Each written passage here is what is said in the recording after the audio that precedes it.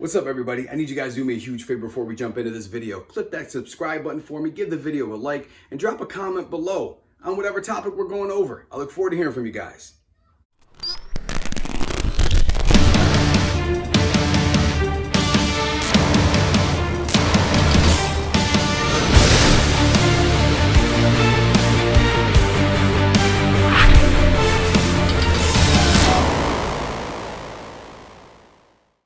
What's up, everybody? It's me, Brian Sperduti from Genesis Personal Training, and I know I'm not the only one who gets stressed the bleep out at times. So I want to go over my top 5 approaches when it comes to de-stressing and managing anxiety.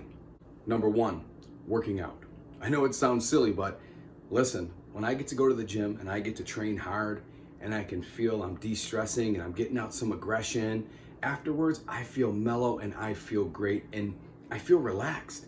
Even though I'm a little sore the next day, I feel relaxed and I feel good. It's not just a mental, not just a physical relief, but also a mental relief. It's kind of funny because you're pushing hard and you're doing hard work and you're tiring yourself out, but at the same time, it's also a major de-stressor. Now, one thing I found when it comes to working out is I have to pre-plan my workouts and they're non-negotiable. I have a set time a day that I work out 4 days a week. I do not take calls. I do not do texts. I put music on. I go into my own zone, my own world, and I train.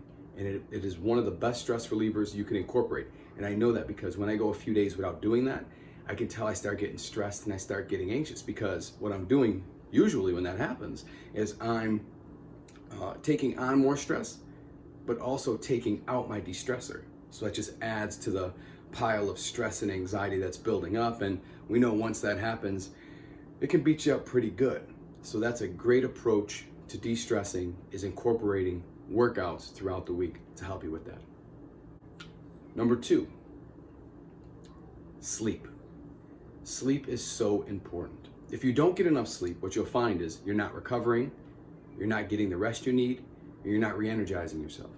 And then what happens is you tend to crash, you tend to get stressed, and you can also increase the chances of having anxiety and panic attacks if you're dealing with those. So you want to make sure you're monitoring your sleep, and also you have a sleep protocol, because I have a sleep protocol at night I incorporate the majority of the time, and I notice a significant difference when I don't. Let me tell you what I do. At night, right around 8:15, 8:30, when we put the kids to bed, I brush my teeth with them. Okay, brush my teeth, 8:15, 8:30.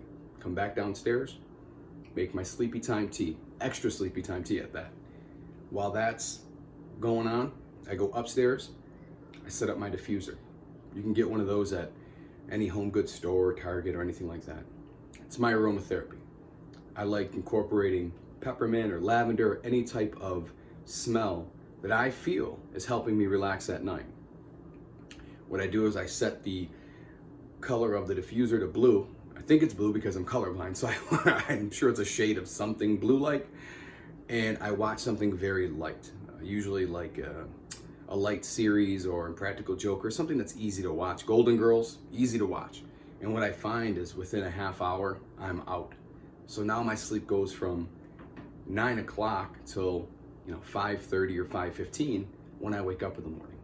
The times I don't do that, what I find is when I'm up too late, I know my body right around that 9 o'clock time, if I'm up and watching TV, I get a second wind. And that second wind could last sometimes from to 11:30 or 12 at night. Now I'm not getting enough sleep.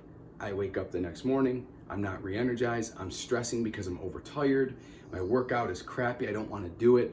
So make sure you have a sleep protocol in place when it comes to relieving stress and managing anxiety. And that leads me to number 3, decreasing my caffeine intake.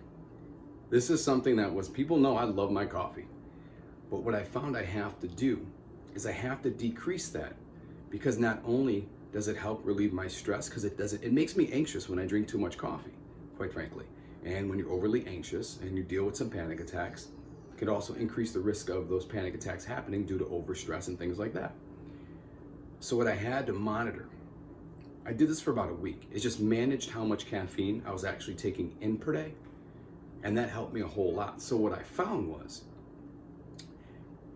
going back to number 2, which was sleep, if I don't get enough sleep, then I'm dependent on coffee and caffeine and other stimulants.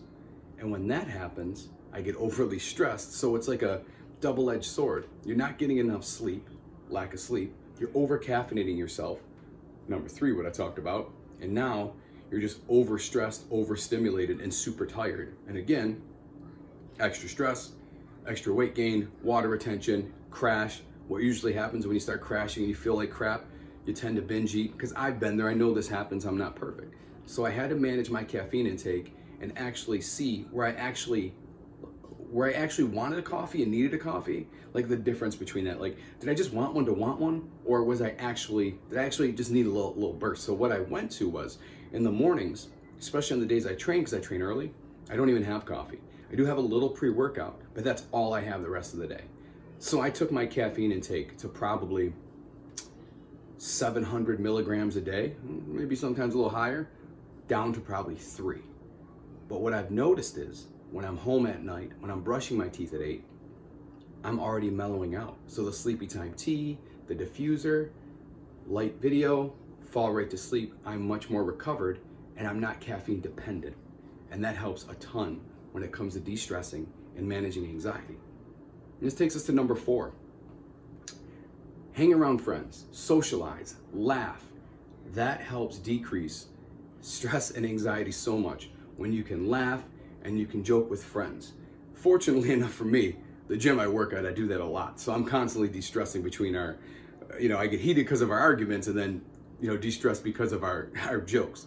So you want to put yourself in an environment where you can relax, have fun with friends, joke, things like that definitely helps with reducing anxiety, because we all live pretty much stressful lives. We have a lot going on, but you want to definitely make sure you're socializing with friends to help relieve that stress and anxiety. Don't socialize with the negative friends. That kills you. Stay away from those people. Find about 5 people that make you laugh and hang out with them. It'll help reduce stress like you wouldn't believe. And now number 5. Number 5 for me is brainless activity, I call it. So I find that I do very well when I'm overly stressed, shutting down my brain. And what I mean by that is, I'll go play video games, I'll listen to music in my car and sing along.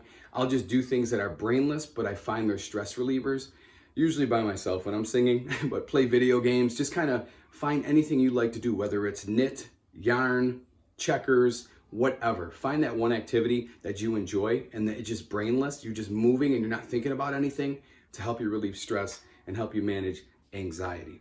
I hope this video helped you guys out. Make sure to give it a like, make sure to subscribe to my YouTube channel, and make sure to drop a comment below. I would love to hear some strategies you guys out there use to help de-stress and manage anxiety. I'll talk to you guys soon.